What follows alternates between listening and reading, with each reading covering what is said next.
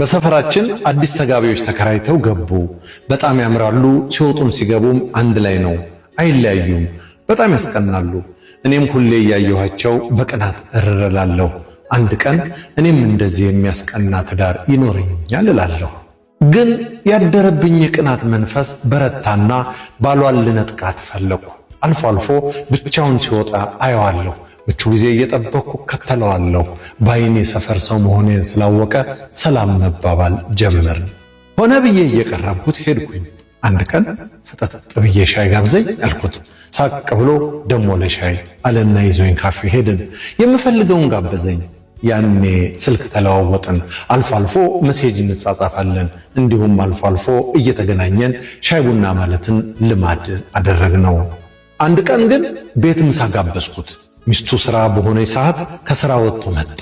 ምሳ በላን፣ ቡና ጠጣን። ዓላማ የነበርና እንድንተኛ ባበልኩት። አብረን ተኛን።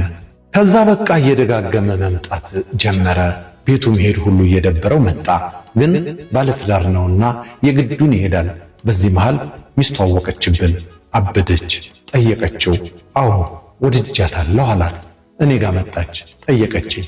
አዎ ወደዋለሁ፣ ከመጣ አቀበለዋለሁ፣ አንቺን ከመረጠም ሚስቱ ነሽና እኔ ችግር የለብኝም አልኳት። ዋናው መጣላታቸውን ሳይ ቅናት የቀዘቀዘ እፎ ያልኩኝ። እሱ ግን በቃ ከሷ እኔን መረጠ። እኔ ጋር ማደር ሁሉ ጀመረ። አንድ ቀን ሚስቱ መጣችና ደብዳቤ ወርውራልኝ ወጣች። ቤቷ ሄዳም ራሷን አጠፋች። ደብዳቤው እንዲህ ይላል። ባሌን ወድጄውና አፍቅሬው ሳገባው በዚህ ሕይወት ከሱ ውጭ ሌላ ሰው ላላውቅና ላልመኝ በፈጣሪ ፊት ቃል ገብቻለሁ። ያን ቃሌን አክብሬ ነበር። እሱ ግን በፈጣሪ ፊት የገባውን ቃል ገና በዓመታችን ብዙም ሳንቆይበት አፈረሰው። ባሌን ተይልኝ ብልሽ አንቺም ካልጠፋ ሰው ባለትዳር ወደድሽና ትዳራችንን አፈረሽው። ሕልሜ በአንድ ሰው ተወስኖ መኖር ነበር። አንቺ በጠበጥሽ። በሕይወት ዘመንሽ አልቅሰሽ የማትፈችው መከራ ይውረስሽ። የምትወልጂው አይባረክልሽ። መልካም የተባለ ነገር ሁሉ ይራቅሽ። ሌላም ብዙ እርግማን የያዘ ደብዳቤ ነበር። ስድብ ስለሆነ ምንም አልመሰለኝም ነበር። በጊዜው ወጣትነት ማስተዋልን ስለሚያሳጣ የማገናዘብ አቅሜ አናሳ ነበር። ባሏም ሚስቱ ራሷን ካጠፋች በኋላ በቃ አገርን ቀይር ብሎኝ አውሮፓ ጠቅልለን ገባን። በሕጋዊ መንገድ ተጋባን።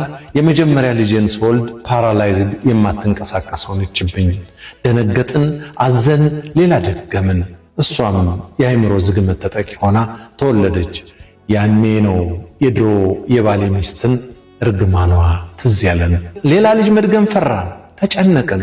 2 በሽተኛ ልጆች ይዘን እንዴት እንኖር? በጣም ከበደን። እኔ ሥራ ትቼ ቤት እነሱ ጋር መዋል ጀመርኩ። ሚስቱ በሕይወት ብትኖር አፈላልጌ እግሯ ስር ወድቄ ይቅርታ ጠይቃት ነበር። ግን የለችም፣ ሞታለች። በሰቀቀንና በጭንቀት በሽተኛ ሆንኩ። ነገዬን እየፈራሁት እየኖርኩ ነው። ቅናት ትልቅ በሽታ ነው። የሰውን ትዳር መበተን መከራው እጥፍ ሆኖ ነው የምናጭደው። በወጣትነት በማስተዋል ካልተጓዝን የምንከፍለው ዋጋ መሸከም ያቅተናል። አሁን ምንድነው ማድረግ ያለብን? ግራ ግብት ብሎናል። ሌላ ልጅ ለመጨመርም ፈራን።